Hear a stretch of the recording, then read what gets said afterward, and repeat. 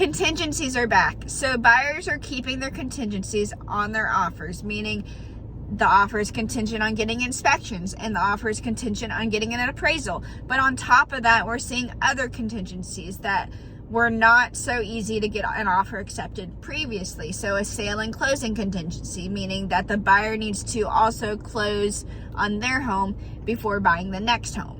So there's two types of closing contingencies. One is a sale and closing contingency, meaning the buyer needs to list their house, find a buyer, and close on their house. And the other one is just a closing contingency.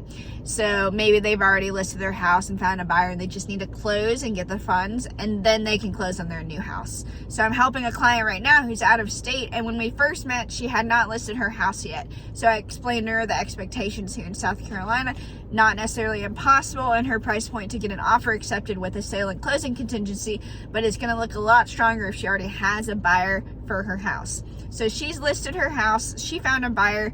The buyer's offer that they accepted, they have to also list their home and find a buyer and close on their home. So that's two sale and closing contingencies deep. Her concern, which is valid, is what if the buyers of her home accept an offer from another buyer that also needs to sell and close on their home? Then you kind of start getting in the weeds of like contingency dominoes, which one domino falls and it can just mess up the whole transaction.